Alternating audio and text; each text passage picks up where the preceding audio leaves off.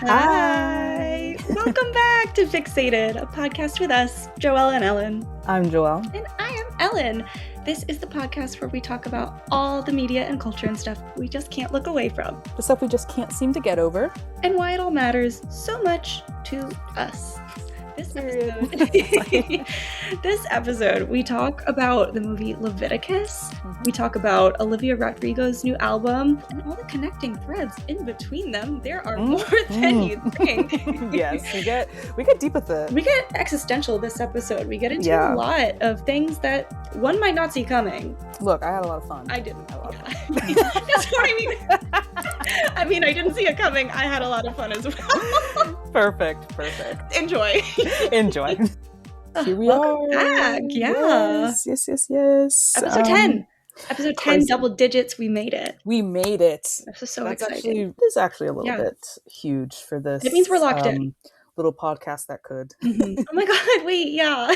Yeah, I wonder if there is like a threshold, a like commonly held where people are like, once you most successful or long running or something like that, whatever, not to put undue expectations, but you know what I'm saying. Like, a restaurant has survived once it's made it past a year and a half or something. Exactly. I'm going to go with once a podcast makes it past 10 episodes, you're locked in for life. Exactly. There's no way that I like that statistic. Crumble. Exactly. Yeah. So yay, little like fanfare. Yeah. We had little like, the things. Confetti. Imagine that we're photoshopping in confetti. Right on the cusp of July. Oh my God, yeah. Happy literally on July. Pride. On Pride Sunday. Pride Sunday, we're recording. Yeah. Yes. And what a Pride month it's been. Exactly. It's been a long month. It has been a long month, which is good, but it's been I'm up tired. And down. I'm ready for it to end. It's been mostly down over here. Yeah, it's been a lot of ups and downs. Good, because I had a lot of things to do this month, and that's good. I guess low-key got them done, but like, I've had a lot of bad experiences and spent a lot of money on all of them. So like, I think I'm ready for July. Period. And sometimes it'd be like that.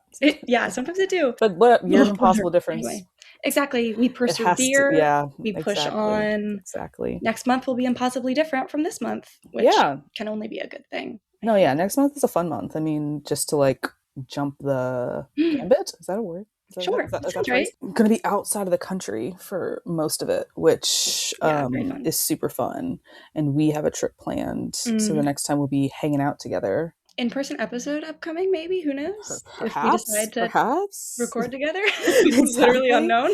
Exactly. I think this episode will come out still before we're actually on the trip together, right? Yeah. Is that true? I keep on getting super confused about the days now. But our posting schedule is impossible to understand. It's like that. Full disclosure, I'm the type of person to be like, it's like that TikTok sound, and like actually can't quote it for shit. Like always have something a little bit wrong. But do you know the thing where they're trying to explain something basically that's complicated, and they're like, the sound is someone probably explaining a game. So they're like, so you have to do this, and you get 3 tokens when you go through.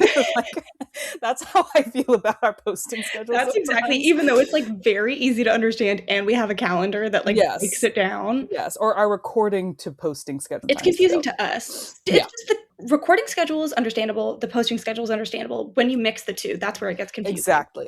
And being like, they do not align in a way that makes sense. When we talk about this episode, and we're talking about things 2 weeks ago. But also, I was thinking about this. This is another case of me completely, once again, overcomplicating and over-intellectualizing everything, but it's kind of fun still. As a guiding ethos for this show, though, it just has to remain that, like, we're going to talk about whatever we want to talk about. Because the idea is whenever we want to talk about it. Exactly. Committed to what we're fixated on. That's you know what I mean? Like, it's the thing. A fixation for me doesn't end in 2 weeks. Not a real one. No. It's completely antithetical. And I think, to go even further, to diagnose or comment on the culture, I think that part of what I like about it, what I would be interested in embodying, is the actual rejection of immediacy. And like a take and an opinion is not worth less because it becomes a few weeks after or a month after or a year after. You know, like it's not, that's not how it works. It's had time to build then. Exactly. Like I'm thinking about it the whole time. Exactly. You've only gotten more information, ideally, to kind of say something of quote unquote value. That's why every week we get smarter when it comes to challengers, because Yes, 2 years have passed, but like we're building something. We're building something. No, genuinely, because I've been taking a lot of like theory and information about like criticism, film criticism specifically. So it has me like thinking and theorizing a little bit about like what this whole kind of commentary criticism of media really is. And I think there's room to see it like that. Goes on. With the digital technology of it all, we have a real problem with immediacy. We do. And thinking that we need to like and say things less structured, quicker versus more structure, slower. But not us. But not us. Doing this delayed posting schedule is actually like a cultural critique. Exactly. There's something very, very epistemological about it. Exactly. How are we building knowledge? We're like cultural anthropologists in a way. We're talking about the past. Yes. And how the past. We're time travelers, dare I say. Oh my God. This is what makes us foremost scholars on everything.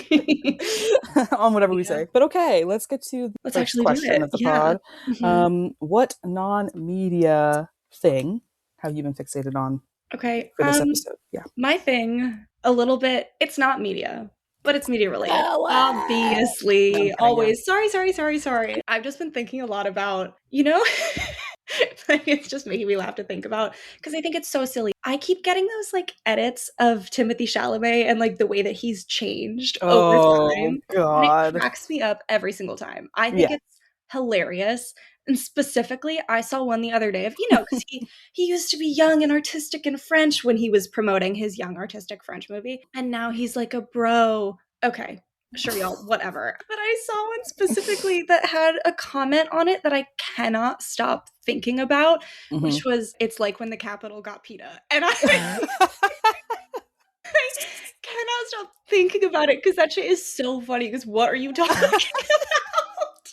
It really gets me. He's just a dude. Like, he's just a guy, and he always has been. Like, not to really comment on it, but, like, he grew up in New York City. He grew up, like, exactly this kind of person. And also, who cares? He's a real person, so, like, let's let him have his vibe. Like, let's let him have his multitudes. He's vibe can change. Exactly. Yeah. Let him date Kylie Jenner. Let him go to a Knicks game. Yeah. Whatever he wants to do. I find it so interesting. In a way, I don't even say this to be, like, dismissive, but I genuinely find it interesting, the, like, futility of commenting on people on how you know what I mean, like it's just like, and what if he did change, like, okay, exactly. Like, I'm sorry that you missed when he had longer hair, like hair. If I'm allowed and he to was change, 22, you're allowed to change. Like, why can't he change his vibe? Like, exactly. I'm sorry that you had a crush on his old vibe and now it's a different vibe, and now I am sorry, that sucks, but it kind of personal note, do I love his haircut? No. But like, listen, guys, I don't like it either. I don't like that mustache either, but it's none of my business. Exactly. I'm not the one dating him, so like, whatever. Gosh, again, such well-trodden territory as well. It's just like the Timmy of it all. Yeah, it's nothing new, but let it rock. He's still a good actor. He is. At the end of the day, if we're talking about the work, I'm still a fan. I liked Marty Supreme. I genuinely did. I think a lot of people were kind of wishy-washy on it, actually. Yeah. I think the movie maybe wasn't necessarily for me. It just wasn't my type of movie. But I thought he did a great job. All the performances were really great in that. And it's like when the Capitol got PETA. Like, okay. It's like when the Capitol got PETA. But that's also a beautiful analogy. Like, I love really I love that's critical cultural analysis right exactly. there. That's cross-textual. I love it. I like what you're doing. Yeah, girl, I'm on your side, actually. Like, I love that. That's a masterstroke. In a certain construction of reality, you're completely right. That's a good thing. What's your non-media fixation this week, Joelle? Mine's it's both random and, to me, deeply connected to things I've been thinking about. I've just been really sitting out on my porch at home. God, that's so nice. I guess I just want to applaud the porch. I love a porch. Oh my goodness. That's not a want, that's a need. That's for a future. Yeah. For a future home. Old people have it. They get it. Sitting on the porch. Sitting on the porch. I'm saying. Like I need a good, we have a back porch, you see. And I feel like there's a difference with a front porch and back porch situation. There is. Take either. Yeah. My house only has a front porch. There we go. It's very different. Right? So we have like a nice little back porch so you can look out on our lawn. It's like netted too, so there's no bugs. I think it's like a big thing. Like you're not bothered by bugs when you're sitting out there on the porch. And we have a fan, so I mean sometimes it's still way too hot to like actually like sit there and chill for so you're in another universe over there. It's the most satisfying thing, and I always forget about it when I'm not home. I always forget about it when I am home and it's the winter. But once it opens up to be spring, summer, and you can be like, I'm gonna go sit on the goddamn porch. That's so nice. And hang out. There's just few things that are better. I wish I had a porch here in my apartment. It's literal bliss. It's literal bliss. It makes you feel like you can get a little fresh air and be in nature, but not really, because I'm not even that naturey for real. Because of the bugs. It's the bugs. Because of the bugs. And so that's kind of it. Like, I don't know. I think I've just been thinking about like being at home and being in the South, especially it being like hot and stuff. I'm just like, this is good. There are the small things, the mundane things that you realize are like really, really nice to have. So yeah, mine's the concept of a porch. Sitting on my porch. I've been on it so much. Good. That's a perfect summer fixation. God. Yeah. I mean, I feel like this is good. We can just like jump right into. I feel like we might both have a lot to say. We don't know if there's any overlap. I know I do. I hope there's overlap because I want to have an actual conversation, but I feel that I'll just be preaching, and I'm okay with that. No, but I feel like even if there's not overlap, we'll get into it. We shall see, because that's the other thing. We kind of increasingly have not been like telling each other, which is not required. No, not at all. Actually, this week I really realized, because I've been like wanting to talk about this thing that I want to talk about so bad. Like there's no reason for me to be doing this, and I think this week was actually especially difficult because I really enjoyed this thing that I'm about to talk about, and I've been wanting to talk to you about it so bad. I'm like, I don't think I need to be doing this anymore. There's no reason for me to be holding myself back. We can just double up on conversation. Like, I guess that's the thing. I guess there's like a little bit of tension between like, if we talk about it before, then we could get better and more used to like articulating it ourselves. No, but then also maybe the like more authentic reaction and kind of like question back and forth might be lost. But whatever, we can try both out. It's fine. That's making me think. You know how like with Marvel movies specifically, I'm thinking they really started to prioritize the surprise aspect over the maybe like storytelling aspect. Maybe that's what we're doing too. And maybe it would be better if we knew what we were about to talk about instead of going through the reaction where we could actually be able to get our thoughts out before. You're right. Okay, so next episode, maybe we so guys don't hold it in anymore. Yeah. I'm letting you guys in on our practice, which I think is cool. See how the sausage gets made. So yeah, please take the floor. Good. I think you're very excited. Okay, yeah, man, why not? I'm really excited. Okay, I feel like you definitely know what I'm about to say too. I don't know. Oh, you don't? Okay. Maybe. This week I watched Leviticus. Okay, that's what I thought. Holy crap, Joelle. Yeah? I saw it twice in, I think, 3 days. What? And it was one of those situations where I went with our friend Courtney and I loved it. I thought it was great. And then I got home and I was really thinking about it. And I was like, honestly, like I give it a 4.5 on Letterboxd. Like I loved it. And I was like, honestly, it must have been recency bias. Like there's no way it was that good because I'm not a horror girl. It was like, I don't know. I'm sure it was great, but whatever. Like I'm excited to rewatch it. I saw myself really like knocking it down at least half a star. I was like, it was probably a little cheesier, probably not as well written as I was thinking it was. And then I rewatched it and I was like, maybe this is a 5 out of 5. Actually, like, oh my God, it only got better on second watch. Like it was. Okay, tell me the premise. Oh my God, it was so good. Because I think I've picked up a bit. After all, we do share the login to the socials. And so I've been getting on that Fixated account. Exactly. But I don't completely know how you would describe it. Let me see if I can give it to you quick. So the plot is, there's these two guys, Name and Ryan. It's set in a small town, a small religious town. Name has just moved there. Name and Ryan are just starting this relationship. I'm going to also see how much of this I can do with no spoilers because I don't want to spoil it for you, but it's also pretty recently out. And I think the less information anyone has, the better. Pretty much, their two characters get sent to not conversion therapy, but like this divination healer, I think they call him. And this healer sets this entity upon them that is like the goal is to make them straight. And it's this entity that takes the form of like whoever you desire the most. And so in the case of these two characters, like it's each other. And oh my God, it's just so well done and it's so well written. And honestly, the first like 30 plus minutes, it's just character building. It's just world building. So you really like are in it with these characters. And it's a love story more than honestly anything else. Like, there are horror elements. Obviously, it's a horror movie, but it is at its core a romance. Yeah. Oh my God. And it's so good. And you really like understand these characters. Holy crap. Oh my God. Let me actually get my notes because I'm not saying anything. But that's fascinating. I really like that. I don't want to say take, but you know what I'm trying to say. Yeah. For the kind of like conversion therapy of it all, and then the horror, like that really works in my mind. It's very really, intrigued. really good. I read this like interview with one of the creators, and he was talking about how he wanted to create a horror movie where the monster is like homophobia itself, and so this entity, it's a representation of like shame and fear itself. And so they're trying to get away from this, but there's kind of no getting away from it because it is like the societal homophobia. And like, it takes the shape of like what you also want to run towards. Exactly. That's what I wanted to, that's like part of it too, because there's this one line, Name is like, okay, us being together is not good. We have to be apart, because that's part of it too. They learn that the more time they spend together, like the better, the stronger the entity gets, like because it can act more like the other person, your deepest desire. And so they're thinking like, we'll be safer apart, like if we just don't spend any time together. And Ryan says, if this thing is going to be chasing me, I don't want it to look like anyone else. I want it to look like you. Oh my God. Oh God. Oh my God. Okay, this is actually whatever you were just saying was making me think. I've seen so many people talking about, there are multiple points throughout the movie where Name, the main character, like he sees Ryan. This is the thing, it can only come to you when you're alone.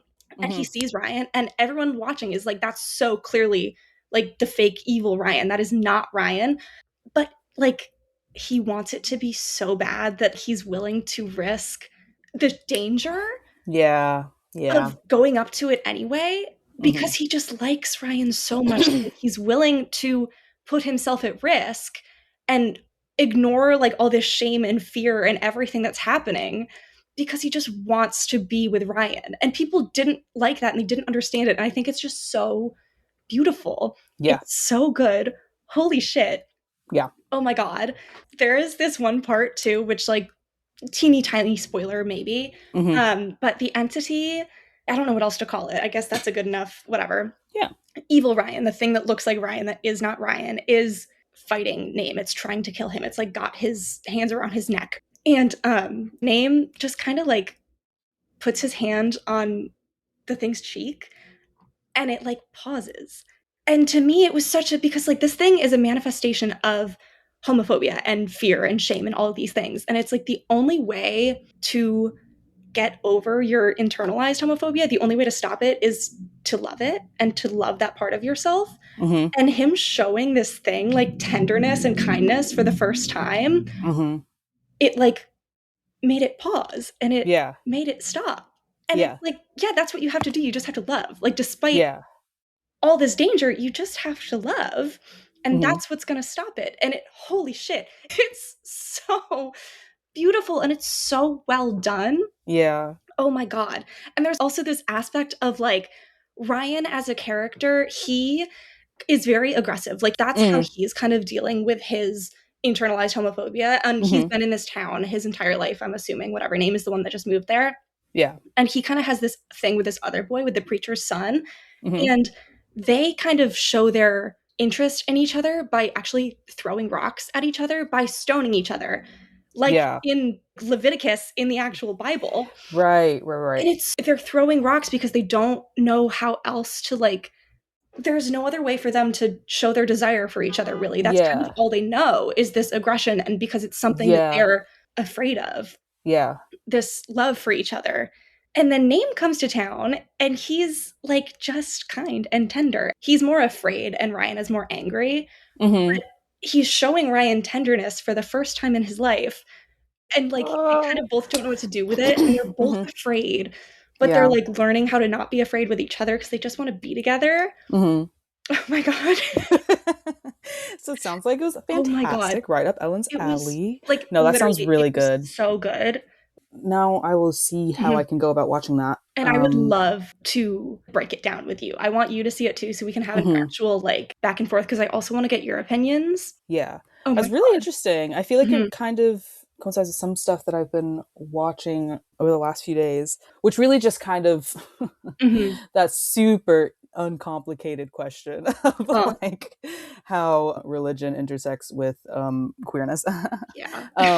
Just a can of worms. But I was really thinking about depictions of like conversion therapy and yeah, that kind of like religious thing, because I watched for the first time actually The Miseducation of Cameron Post. Oh, I saw that. Oh my God, I saw that like years ago. Okay. Yeah. It's just one of those that I'm like I've seen just like on Hulu available. Yeah, exactly. Exactly. For so long. And I remember that you said you'd watched it. And so I watched that. And then like earlier this month I watched But I'm a Cheerleader, which obviously has a lot more like satire and parody attached to it. But like, again, at least trying to comment on the absurdity of that. Cameron Post is way more kind of like realistic, sober kind of depiction of it. Yeah, I thought it was pretty good. In a way, solid. Just that's it. I was like solid. And I think that Chloe Grace Moretz, really good performance. Like I was like kind of had like a gap in my mind of like what else I'd possibly seen her in specifically, and so I think appropriately kind of like went in not really thinking of her as any particular kind of actor other than like someone I know or recognize. But yeah, I was like, she's good in that movie. Oh my God, I just remembered randomly, I'll just say it, the actress who is playing Gabriella in The Vampire Lestat's mother is the like conversion therapy evil woman in that. She literally like, I was like, so serendipitous. She like appeared and I was like you. She's stunning. But one thing that I'm remembering right now, I wonder how the actual, what you said, like the divination guy, I wonder how like he was depicted and kind of like the words and the scenes around that, because one thing that I really liked in Cameron Post that like moved me a good bit, and I guess is exposed a lot, is kind of the point a bit with But I'm a Cheerleader, is like the younger guy who's kind of leading this camp in Cameron Post, when like there's been an accident with one of the students, and she kind of just like looks at him, she's like, you guys don't know what you're doing here. She's like, you don't know what you're doing here. And he kind of like breaks down and is kind of like, I don't have an answer for you, because he like, the story with him is that he like went through the program himself and like it worked. He's kind of like a success story. I don't know, just like stuff like that. So I'm curious how in that movie this type of stuff, and again coming back to like the religious aspect of it, it makes me have a lot of questions and critiques naturally of the approach of religion to some of these things. In Leviticus, they really lean into the like religious aspect of it. It's virtually like an exorcism that he gives these boys, and it like happens in the church. Like they bring this guy to the church and he like does this process and he, I don't know, blesses them or whatever. But the purpose of it is to make them afraid. And I don't want to super spoil anything, but like part of it is that one of the characters that chooses to put their child through this is like, it's such an interesting perspective. This person thinks they're doing it through love. And it's the idea of like, I love you, but like not in the right way. Like you don't really love them, obviously, but like this one person dies, and I guess the cops say like it was a hate crime virtually because this kid was queer, like they died, and it was because this like entity got them. But so then this other character is like, well, I want to protect you, and so I'm going to like stick this thing on you so that you're afraid of that part of yourself, so you don't address it for the rest of your life. And it's so like thinking that you love someone and doing this to them, like obviously that's not love. That is not love, but it's I don't have a real way to analyze that. I haven't really like put it together quite into words. But the healer aspect of it is so interesting because it's like it's a very religious process as they're going through it. It's like he's praying to God in the church, and they really lean heavy into the like God aspect of it. Troubling. Oh my God. There's been like also conversations I've had in my personal life as of recent, more recently than not, that really brought up that question specifically about God and religion and like loving despite but not really, and not, you know, gay people in general. That, like hate the sin, love the sinner thing. Yes. And you know, that's not it's interesting because in conversation I'm kind of inclined, which I don't like regret, to like kind of not like go along with it, but like to have the conversation, like say my piece about it too, and try to like deconstruct whatever we're really like talking about here. I'll say it this way. I'm also grateful for having those conversations with people who think very differently from me because reflecting on it only makes me more certain about how I actually feel about it. Like, not in some abstract way, but you're like, okay, I had a conversation and it actually was like almost confusing, but like productive and constructive, at least on my side. Oh, like now I can have clarity actually being like, I personally really don't have patience for that shit. It's just like, and you can, it's how I feel. I really don't have patience for it. Like, yeah, because it's the logic that leads to something like the thinking in Leviticus of like, there's no hate the sin, love the sinner. It's you love the person as a whole. That's it. You either love them or you don't. Yeah. And this character who's choosing to put this person like in danger and fear for the rest of their life, it's like, that's not love. You don't love that person. Sorry, this really reminds me, this is kind of flipping it, but part of what I have to bring a little bit, not what I was really going to mainly focus on talking about. I've been reading some James Baldwin. I watched this really long, like 2-hour conversation with Nikki Giovanni that he had sometime in the 60s. I haven't seen that incredible overlap. Oh my God. Okay. Yeah, right? I'm going to have to be looking into this. Yes, it's really, I mean, I think it's really worth watching. I think it's really interesting. They're talking about a lot about like gender and stuff specifically in the Black community at the time, contextually, like a bit of like civil rights movement and all that kind of activity in like Black thought and Black writing at the time. And they kind of take on representing two different generations as well, not only like the difference between gender, but also between generations. And so it's quite interesting. So there's that. But in a different conversation, actually, when he was talking with Maya Angelou, he kind of like says this thing. I hope I can like paraphrase correctly. It's very, as it goes with James Baldwin, very moving. She kind of asks him this question about what is his like response to people being like the like subject matter that he writes about or something like that. And he kind of has this little like right before he's kind of being like, people don't know about like what life is beyond the labels, basically. He says, all I know about human life is if I love you, I love you. And if I love you and I duck it, I die. And you're just like, okay, how much simpler could it be at the end of the day? That's it. Actually, genuinely. Like, how much simpler could it be? Yeah. You love the person or you don't love the person at all. Yeah. Like, that's exactly the thing. So like, I guess it does work for both sides of that equation. Like, I think he's obviously saying it way more like in an affirming nature for like people loving who you love. But I think there's a way you could also interpret that for, kind of like what is like the false mode of loving someone is like you are somewhat ducking it yourself. Yeah. If you're trying to change them. I don't know, maybe that's a reach, but like it makes me think of that, like all this kind of mangling and trying to manipulate what it is actually in front of you. Yeah, and who a person is. And all it's either you love it, you honor yourself and them by like loving, or you don't. I really love that. Holy shit. Yeah. Like, who would have thought that James Baldwin... Who would have thought James Baldwin was spitting?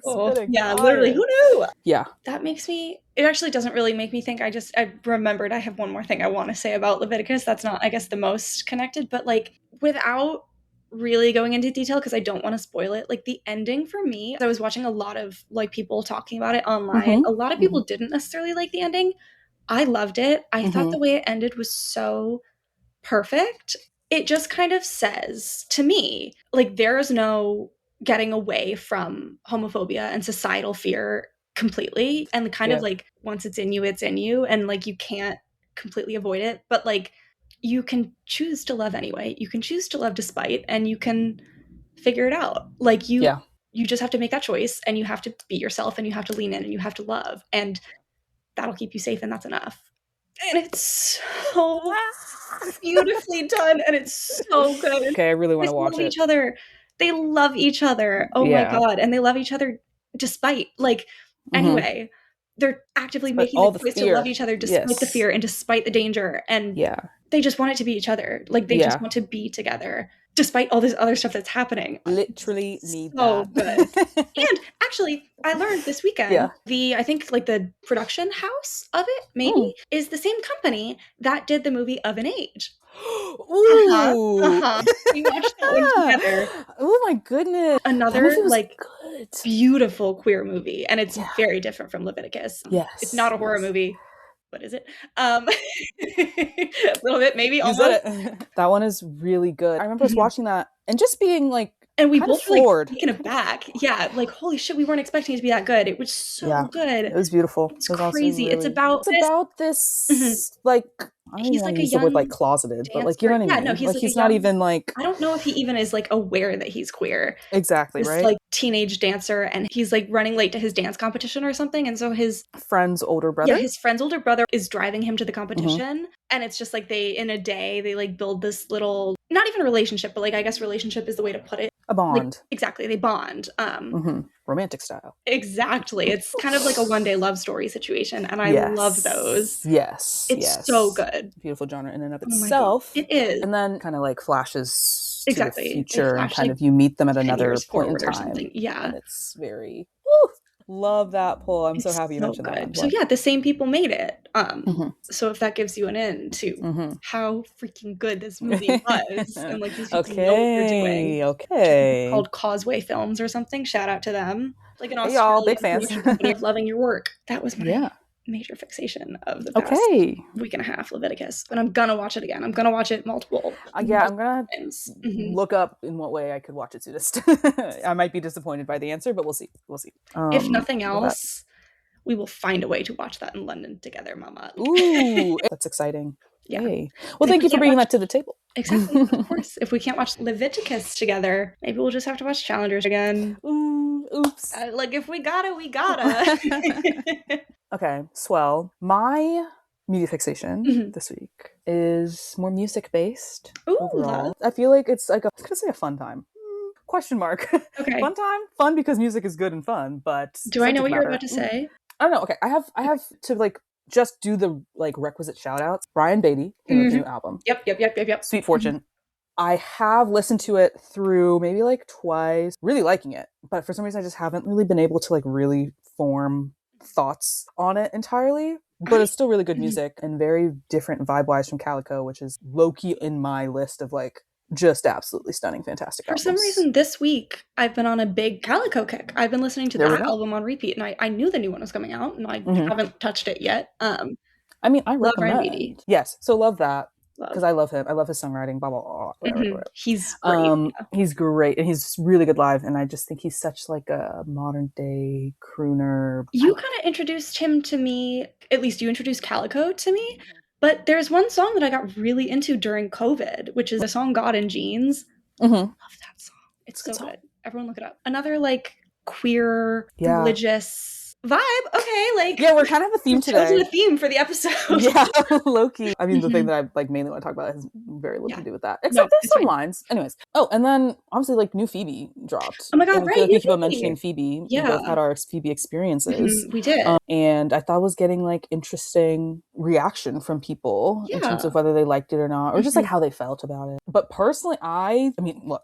Anything, it's a very catchy song. It is. I like it. I think I have fallen on the side of being like, I like this. Yeah. Very curious how it will fit in with the project as a whole. And that's the thing, because I was at the MSG concert. She played that first, Lost Boys, and I did not really like it. I didn't vibe with it. I wasn't obsessed with the lyrics. I wasn't obsessed with the way she sang it. But I am gathering from like the way you've talked about it, the way some people online have talked about it.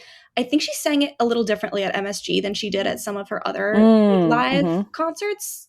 Could be incorrect about that, obviously, because who knows? With no phones, like there's no way to actually compare. But it does seem like that was the case. And I really wasn't in love with the way she sang it at MSG. Like I just didn't think I was really going to like the song that much. Something about it, I just didn't like. She sang it very slow and very acoustic. And I don't know why, but it really just wasn't for me. And then I heard it once on like the actual produced version. And I was like, oh, I get it now. I enjoy this. I can get into it. And now I've listened to it a bunch more. And I really, really enjoy it, which is funny because every single person I've talked to post MSG have been like, I really liked all the songs except for Lost Boys. And now I feel like a liar. I do think that there's like, one of our friends was saying that she didn't respond to it as well. She didn't really like the lyrics or the lyrical content really as well. And I caught wind of like some other people online saying similar, even just on the level of like the Peter Pan metaphor being a little bit like, okay, sure. At least for me, the Peter Pan-ness of it all was a little been there, done that. Right. I think that was my main issue with it, at least which at I think is really fair, but it's kind of like holding two things at the same time. Exactly. I was like, I definitely do that, but also okay, I kind of know it's pretty good songs. Yeah, but still very exciting just to kind of like be revving up for more Phoebe. Thank goodness. And I was kind of like speculating about like, I feel like she kind of has a track record, even if you just look at the boy genius of it all, of being kind of like tongue in cheek, in a sense, like critical, questioning, et cetera, with like masculinity and like boyness and stuff like that. And so I kind of wonder if this, like, as a single signals that will be more of an actual thing. Like, even with As I Expect, some of the stuff is going to be about her dad, and she has like oftentimes alluded to her relationship with men and relationship to men as an idea. So that's what I mean, like, I'm curious how it's going to fit in. Like, I could see maybe that being a thread throughout, but we'll see. Yeah, definitely. I'm very excited to see how it all comes together. But then the big thing I wanted to talk about, Olivia Rodrigo's album. Oh my god, Listen Pretty Sad for a Girl So in Love. I forgot it was out. Yeah. Oh my god, this is so exciting. I have been bumping that. I think it's interesting because it was kind of given to me by homework by my dear friend Ryan. Shouts out. He is a big Olivia Rodrigo fan, and he was like, you need to listen and like let me know what you think. And I think I was already planning on listening. But I also don't have like a super strong relationship with her and her music. I have listened to everything, funnily enough. I did watch High School Musical, the musical series. Right. So I did know about her. I have known about her for a while now. Generally like her, but I didn't have like a very strong relationship. But there's definitely like songs that I've liked a lot throughout her discography thus far. And I kind of see what it is she's got going on. A little bit of me is my ageism, which we know I have, which is like a whole complex, I think. Just being like, she's younger than me, which doesn't mean she's like not worth attention in general, but I struggle sometimes to like really lock in because I'm just like, I don't know, like, but also you get older and you realize you're like, you know what, I'm gonna have to start. Sometimes like people are gonna be younger than you and they're gonna be more talented than you, and as you get older, that number is gonna go up. I think it's because I've always been the youngest person in my class in general, and so I have this weird distance between like people who stage-wise are younger than me. Anyways, this album is, I feel like, inarguably like her best thus far. Like, okay, exciting. That is seemingly the like consensus in my mind. I'm also not in. She has such strong stanness, which is also why I feel like I don't have much to say. So who knows? There might be discourse over on Olivia Rodrigo's stan about which one is their favorite. In my opinion, I stepped into this very open and like happy to see what was going on, to do my homework, and I just think it's like low-key like brilliant. Like she just did a bang-up job. And like the idea of it, it's a bit of a concept album. Can I be stupid because I'm not a music person? What does that mean? What is a concept album? A concept album, I wonder how people would like actually accurately define it. There's just something that's supposed to be like tying all the songs together more deliberately. So there's just like a running theme through it all.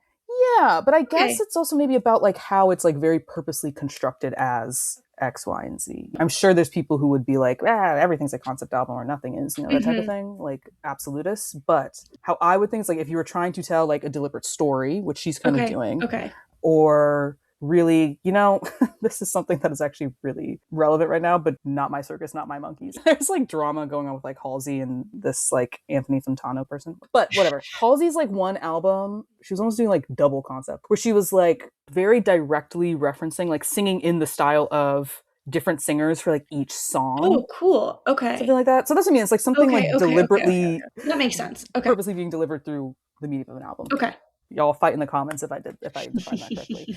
But with this being a concept album, what Olivia Rodrigo said like kind of happened is like as she was like writing through her life in this one relationship, which she found herself doing, it became like this arc of the relationship very specifically. So she like wrote all of these songs as she was like falling in love and as she's getting into the relationship. And apparently like that was a lot of where the album was gonna kind of like settle in.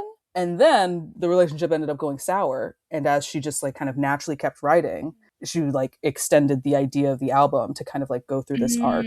Hopefully I'm explaining this correctly. And then kind of had the ability, having written through this whole arc of the relationship into its dissolution, was able to kind of like go back and look at the like happier like love songs that she wrote and kind of like make them, I think as she was like describing it, like make them a little bit darker and almost like ominous, kind of like make sure that those like ties between the two halves of the album, it becomes very like distinctly two halves of the album where songs very much like mirror each other to kind of show this like really interesting arc in a relationship. And like both a little bit in my interpretation and what I've like watched, like I watched her like podcast interview with the like New York Times people, have the like happier songs reflect a little bit more of the like tumult and sadness that is still kind of existent within oneself when you're kind of like falling in love. And hence the title. Cool. You seem pretty sad for a girl so in love. Yeah, I just think it's like so well executed. It's really re-listenable. I think in that being the conceit of the album, there's like a real groundedness. I don't know. I just think it's really neat. I think, fair or not, I do have this like conception of her, which is one of the things that also kind of like limited my true engagement with her music before this. With, yeah, like the breakup song writer, basically. Okay. Which I think she like claims and owns, and I don't think there's anything like objectively wrong with that, but just for me and how I roll. Just not been explicitly the kind of like content matter and like themes and in my own opinion, like a little bit repetitive and stuff like that. And I always liked her songs that were actually a little bit outside of anything that was relationshipy. Like on Guts, I really love Making the Bed. I just think that song's really like good. She's just like everything that like I'm complaining about, everything that I feel like is wrong in my life, like I'm making the bed. Like I'm the one who's like set this up for myself. And they played it in one scene in The Summer I Turned Pretty. It was really smart. I liked it a lot. And I think that with it being this like fuller arc that's like not just breakup songs, but kind of do like really interesting sad love songs with like a lot of tension in them. And then going into the like breakup songs that are still more like this kind of like mature reflection overall, especially the song The Cure, which is kind of very evidently like the thesis of the album, of being like love's not gonna like fix me. It's not the cure. Not exactly. Or like you, like specifically. A lot of this has to do with like me and how I am. And I don't know, I guess I just think it's like really accessible and interesting and like mature. And I think a lot of the love songs, I think still funnily enough, like a lot of my favorite songs on the album are the ones that are the love songs. They're just fun, first of all. But I thought about them like in the context of summer. They're like summer songs that can still be like a little twinge of like sad. Again, like have this really interesting tension. Like I think that the song Stupid Song, second one on the album, is just like fantastic. There's something that's so like frenzied and kind of like how she sings it, the lyrics, everything, the delivery. You're just like, this is exactly how it feels to be like feeling a little bit crazy and like upset about it. That's the thing. Okay. This goes to like my main thing. Where I'm like, I think that it is a great representation for those of us who are anti-crush. Okay. Which I famously very much am. This is and I was about to say not literally, but very literally. Because my thing... You hate a crush. Yeah. Yeah, I kind of do hate a crush because I don't like feeling crazy. I don't like feeling crazy. I love a crush because I love yeah. I'm like, it's control issues, of course. But like, I love being anti-crush. And of course, I'm bored right now and I would love to have a crush. Yeah. That's the thing. It's boring to have a crush. But on principle, I have to stand. And I think there's like a lot of her like love songs as like the central idea of the album. I just like how even like the lead single like Drop Dead, you know, that's like a first meeting, first date. But I just love the language and like the idea of like keeping the sort of being like, I like this so much it's gonna kill me. It's gonna kill me, actually. That's so fun. And I feel out of control and I feel wrong and I feel crazy and I feel sick in the head. I just think that's like perfectly accurate, actually. Like it is like well observed, but so well carried through to the like the other side, being like all these things that I feel wrong and that like keep me up at night. And it's a little bit you, but it's also a little bit me. And you are also a person who couldn't quite be what I needed and we did not work out. And I like that it's like so concise as well. It really made me think about, again, not that I'm like a true student of like pop music criticism, but it made me think about how like, dominating like women in pop are being. And I think a large part of that, sign of that, et cetera, is how much they're just like killing these albums. And they're so kind of like precisely constructed and great music. It reminded me a lot of like Hit Me Hard and Soft, Billie Eilish, which is also a great album. You just like go straight through it and it's so coherent. And like the stories, the like connecting symbolism that's being weaved throughout also remind me a bit of Clairo's album Charm in a similar sense. Okay. I feel like that one maybe is less like exactly like trying to get across narrative, but sonically, like it's just so easy to listen to and like appreciate the like artistry there. And then the last thing that I was thinking about it, I really appreciate her as an artist who is very like referential. And they like talked about this a lot in the podcast interview. So again, kind of like pulling from that. I also think like automatically she like varies explicitly doing some of that, like the song The Cure. In the first song, she like references Just Like Heaven by The Cure. She has the lead singer of The Cure on another song, which is so good. And you know, I think it's been part of her like story also, whether it was for like Misery Business and how like she had to like retroactively give credit here and then like the rest of it all, whatever. Yeah. But just to say that like this thing of her having very clear reference points for her music I think it's really interesting. And this album, she's done in the past, I think she was a lot of like a student of like pop rock, kind of like pop punk stuff, along with her like nice piano ballads and stuff. Yeah. But I think when she's in her rock bag, which I love that she's like truly like a rock, like a rock star. Like I think that's so sick. But this one, she kind of like took a step back, literally in time wise, and is so clearly referencing kind of this like 80s, maybe like 70s to 80s to early 90s bands like The Cure and like new wave-y stuff, which I'm kind of like picking up from what I read and watched and a little bit of what I thought. I think she's just so deliberately like using these sounds and these like textures of sounds. I really recommend you listen to it because you'll know what I mean. Like there's things that like sound a little bit like the Sundays, and there's things that sound a little bit like, I don't know what to say, like almost like dream pop kind of like, I just think it's great. I think it just adds like a whole other level to the feelings of the album. Awesome. I think it made me think a lot about this like general preoccupation that I definitely have for whatever reason, and maybe also because of the soup that we're cooking in. So by way of culture, of like this conversation about like taste and originality and stuff. Yeah. I guess in one hand, I understand where it comes from. I think a lot of it comes from what I've seen, and I've been really interested about writing about this. I think it makes sense because people usually do it in reference to like algorithms and kind of feeling like everything gets super like standardized and homogenized and stuff, and people's opinions, and even just like the like act of discovering anything new for you kind of is something that's actually served up to you on an algorithm. So how do you figure out like exactly your own taste and your own points of reference and like all these types of things? I don't know. I think there's just like the potential to overemphasize still though, like how you need to be optimizing. Like there's a little bit of like optimization culture, I think, in it, of being like, you need to be original. Like you need to be making sure that you're original. And this is something that kind of like nestles itself in my brain because of whatever my issues are. And it made me think about like the research process actually. When I was writing my thesis, and right now I'm working on research, one thing that like I think is actually very constructive in that process is people like reminding you that like you actually don't need to reinvent the wheel.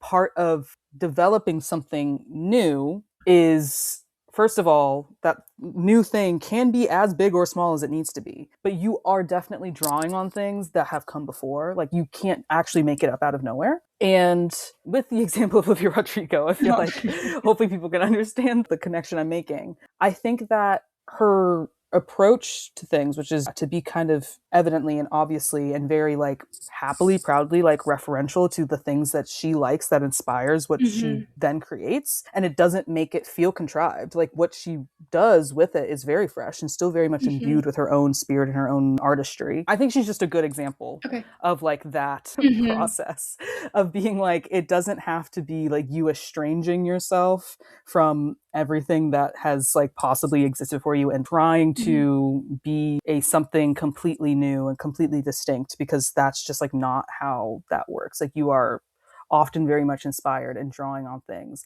And I guess the idea with this like taste discourse is people being like, yeah, but you have to find your own reference points. And I hold that and I respect that and I agree. But I guess I'm really interested in problematizing the originality aspect of it and being overly concerned about being original and something completely new. Because I think it also like feeds into a like mythos of like creativity, that it is something that is like very much for like the extremely gifted few who can like come up with something out of the blue and be like, I am a completely new thing and I have completely new ideas. Maybe this is going to be me like talking out of my ass a little, but that's making me think of the thing where it's like every story has already been told, and like every love story is one of three, like Odysseus and Penelope, Romeo and Juliet, or Eurydice and Orpheus. And the way that you're saying this, sorry. That's okay. Like every story is a story that already exists, and that's okay because we can tell 1,001 iterations of every story, and it doesn't make it any less, I guess. Yes, because you reminded me of two things. One of which is a callback to, again, James Baldwin. Okay. I think this was in this Nikki Giovanni and Baldwin conversation that I watched. Another part that gets circulated a lot, which is once again brilliant, is he's kind of talking about like writing and writers and reading. And he says essentially that you think that you're like alone in your suffering, and then you pick up a book, this is paraphrasing, and you realize that like someone basically has like been through all of this before, and you're suffering which I would also expand to say like your experience is a bridge. It doesn't isolate you. Nothing is truly original. Like nothing is new. Like everything has happened before. Everything has been done before. Exactly. I love that. Exactly. Again, it's one of these favorite things that I love to say, paradox, Right. where it's like, but it still means that you are like somewhat singular. Like you can still kind of like exist. And you can have your own interpretation and your own story. And it, like, just because someone has told something similar or like that the bones of it already exist doesn't make it any less meaningful and any less true to you or to anyone else. Yes. Someone needs to hear that story. I love that. It's like funny because even like if you think about Leviticus, that is a reference to a Bible story. You know what I mean? Like it's all these like intertwined. And like the Orpheus and Eurydice, I watched Portrait of a Lady on Fire. Oh my God. I had seen it before and like remembered in the moment that like they do their own version of that. Like they have their commentary and use that as a kind of like organizing like story as well in their own right. And I was like, brilliant. So yes, to your point, yes. Wherever I was going with the Olivia Rodrigo thing, I think it's cool. I think it is, in fact, the key to opening up a lot of creativity, which, again, it's a small critique and problematizing whatever of this like whole taste and originality discourse. Because I understand where the, like the good faith argument there is, but I think it's the key. And I think that's what a little bit like for this podcast, I feel like now in the 10th episode, maybe a great time to like reflect a little bit as we have been. One of like the interests I feel like in like talking about this like whole why they matter so much to us thing and what we kind of are interested in talking with guests in the future and like between us a little bit more is exactly that. Just that pipeline from like the things you take in and you really like and why they matter to you and kind of like what they inspire you to do in return, in response. And I don't know, I like looking at things that way because I think that has been really, really like guiding to me to a certain extent throughout my own life. Thinking about like my guitar sitting right here and like I tried to teach myself guitar when I was like much younger, when I must have been like 11, maybe 12. Oh, really? That seems so young. That seems so really young for some reason. I didn't know that. But I think I was in, how old were you in middle school? That's so cute, little baby. I think I was in middle school. Just picturing tiny you holding a guitar. I was holding that big ass guitar. Sorry, there's like a much bigger guitar that was really hard for me to play. I'm picturing you this big and the guitar like triple your size. Oh my God. But when I picked it up again in like 2019. Yeah, it must have been. Was after seeing Hosier. And I kind of had this thought where I was like, you know, if I had to, I think it was like pre-concert when I was listening to Hosier, like being like, damn, I'm gonna go see Hosier. Like I was a fan, but I wasn't like locked in. But I was like, you know, I feel like if there was like any type of like music that I would like want to make, it'd be something that was like Hosier like. Yeah. I remember having that like very clear thought.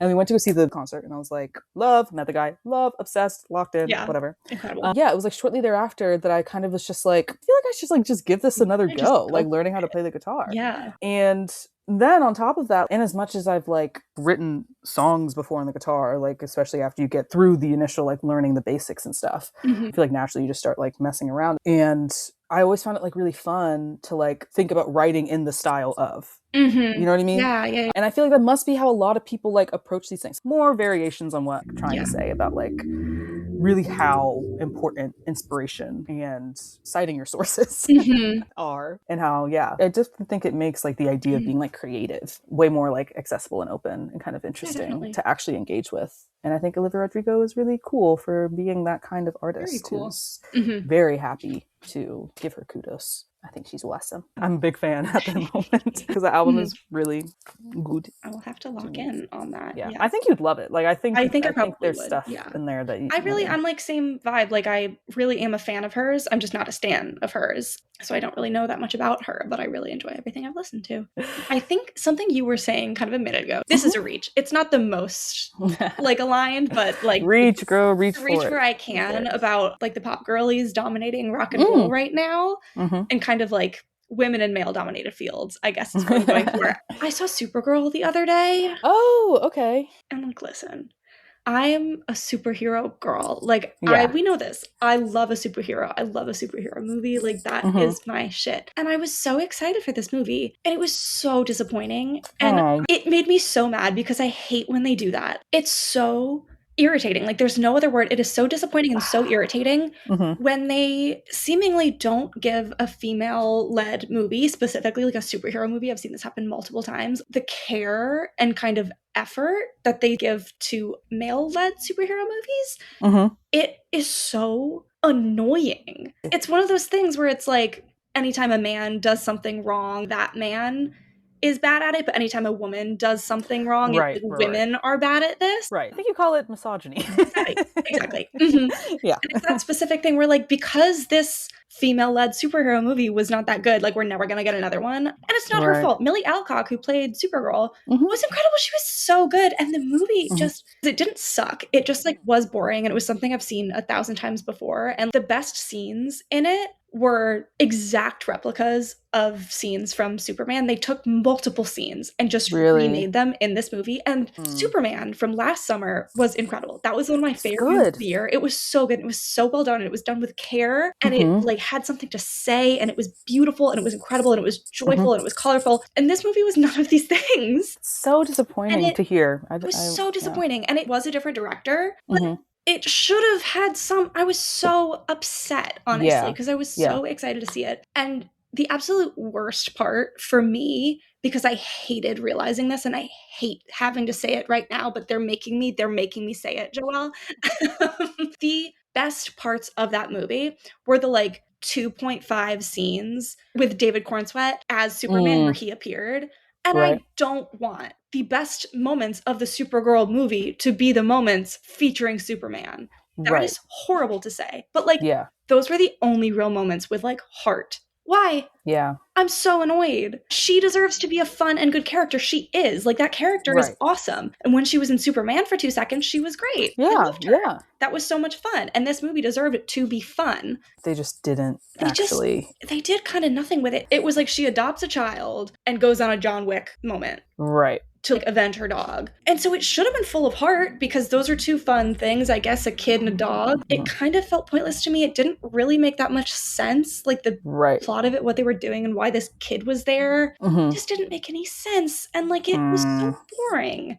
Jason Momoa was in it and he was great, but Supergirl was kind of giving nothing. And she truly a great performance. Interesting. Yeah. But the script she had to work with was just not like, giving. I was so annoyed. So interesting. And she was in a skirt, which, like, obviously, whatever. I'm not surprised by that. I knew she was going to be in a skirt. But come on, it makes me mad every time. Why is she in a skirt? Like, give her freaking leggings. If Superman can wear leggings. She's trying to get the business. It was just meh. And I hate when they do that.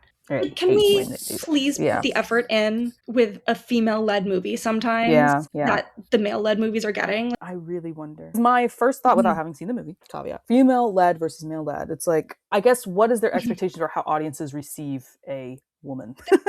Like, a woman-led something, a woman in that position. Like, the fact that it was bad had nothing to do with the fact that it was female-led. Oh, yeah, yeah. And that's the annoying part. Like, they just keep giving these dumb stories to movies where the main character is a woman. And it's like, why can't she get a good story too? Superman was incredible. Give her a story like that, because she deserves it. She's a great character. It's a great actress. I would love to watch a movie I actually enjoy with a character that I also like that also happens to be a girl. Like, please. Yeah. I'm so annoyed that I didn't like it. It wasn't even bad. It was fine. And I wanted to love it. And you wanted to be... Whatever. What you gonna do? SMH. I think my last thing I wanted to shout out, especially since it's a Sunday, a few comments on the latest in The Vampire Lestat. Please do it. So sunglasses on. Sunglasses on. This is our cunty, slutty little sunglasses for our TVL Vampire Lestat interview with the Vampire Corner. I like your glasses. Those are good. Thank you. These are new. I got them from Marshalls. Period. I like yours. Yeah. We're speaking now. The last episode was episode 3. Tonight's episode 4. Much excite. It's chugging along brilliantly. It's so good. I love this show so much. I'm sorry. I just locked in again. I was like, wait, yes. Episode 3 was the really fantastic one. Okay, awesome. And I don't want to go into all this summary and synopsis stuff, but the lead thought I have is that the showrunners, the writers, everything, especially with this season, with how music is being incorporated. I love how dynamic and versatile it is in the tools they use for storytelling. You know what I mean? Yeah. This episode was like thus far the best example of what I mean. Ooh, the season in general is like admittedly using a bit more tools again. I feel like mainly I'm referencing the music. Seasons 1 and 2 didn't have this like whole thing of Lestat being on tour, being a rock star, but also were fantastic in their own right, and we know this. Just brilliant stuff. But this episode was just the like mix of like kooky, crazy, weird stuff, almost just like hysterical in the very like literal sense. You're just like, what is going on? With the like noir elements, I guess, like Louis doing his thing, going and like messing people up, like killing people. And there's like flashbacks, and I don't know, it's just such an immersive experience watching the show. And especially for the music, they're doing such a good job. Like I have like an interesting with like in-universe music for shows and movies. It can be a toss-up. We know this. Sometimes it's like this music couldn't possibly exist on the outside world, seriously. You know what I mean? Like there's times where it's bad. I'm sorry. There's times where it's bad. And that's fair. I'm so tempted to say something, but wait, I have a question, and this is as someone who's incredibly not caught up on the show. Maybe it just is to me. Maybe I was thinking this. I don't actually know if this is a critique anyone really had on the show. Isn't that like part of the thing too? Like it's difficult to make art as a non-human, like you need humanity as part of making art, and Lestat is not human, and so he's not actually good at making art, right? Or am I imagining this? Is this a critique I'm having of the show that I'm not watching? Okay. I've not heard this entirely, because I think two thoughts about that. I think overall, maybe not. I don't think that's like what they're going for, even though that is interesting, because I think with Lestat's character, it's so much more that like the emotion and reflection and like truth in this kind of wound up way, because he's such like a kind of show pony type of person who's always kind of like diverting and having like the mask of like performance and stuff. But I think then again, in this weird paradoxical way, where like the songs and the lyrics and stuff are very kind of emotionally true, more so. I think that's how they're like using that. But I do think that they do have like a funny approach. In the first 2 episodes, I think they like mess with this, where he's being like, maybe my music does suck. Like people are kind of like bringing that up. I don't know, like there's some like vampire people who are trying to kill him, and they're like, I don't like this song, but maybe that one's not too bad. And he's like, shit, is this song really bad? And that's funny. Overall, for the music in the show, I think it's like potentially, I haven't gone out of my way to listen to it, but I'm like more inclined than I would expect to be to do it. I just find it's genuinely like such an underrated show on TV. I keep on saying it, but like it really is like, I think they do such a good job. And it only being episode 3, where they had all these different elements of like, stop playing mind games, but then also having like intense flashbacks and this more explicit like acknowledgement of trauma. And then there's like the Louis stuff and the this, and now Armand's back. And I was like, this season might once again blow my socks off. But they're just crazy. They're just crazy. They have such crazy stuff in that show. And I feel like there's a way that it like almost can be too much, but then it so isn't. And it works, in my opinion. And so I love the show. Okay, good. These glasses are awesome on you. Me? Thank you. I really like playing them. with them so much. I cannot decide if I want them up my nose or down my nose. I really like them. Thank you. But yeah, that's the TVO. I'm taking my glasses off. Glasses off. Okay, that's exciting. That's awesome. I still need to get caught up, but I've got too many other things to watch. And I'm so excited. I'm so excited for you specifically.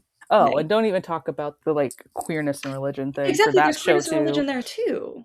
I mean, it starts on an altar, doesn't it? Yes, like, exactly, right? I'm like, I have seen the first season. Me pausing was exactly me like thinking about that first episode. Stopped me in my tracks once again. Said, shit, here we go again. Let me get to work on catching up there, because I'm going to have to restart from the beginning. And lucky you. Lucky me. I would love to go. Do I have the time? Where's the time in the day? Exactly. They need to make a longer day for movies and shows. Yeah. They're going to call it movie day. Yeah, exactly. Make every day 30 hours and make those extra 6 hours only for media consumption. And you can also consume in the other 24. Yeah. The extra 6 are exclusively for movies. Would love that. I think that's a good idea. Who can we talk to? Patent pending. Talk to Mr. Time. Anyway, I don't know what I'm talking about. I'm kind of delirious. That seems like that should be the end of this. We've been going for so long. All right. Great. I think that was a beautiful episode. Yes. Our 10th episode extravaganza where we talked about... Do you guys remember? Y'all remember the quiz at the end of the episode? Somebody tell us what we talked about. Well, that's fantastic. Thank you for being here for 10 episodes thus far. Yeah. We can celebrate 10 episodes. We've been working along, and so have you. We're in this together. Yeah.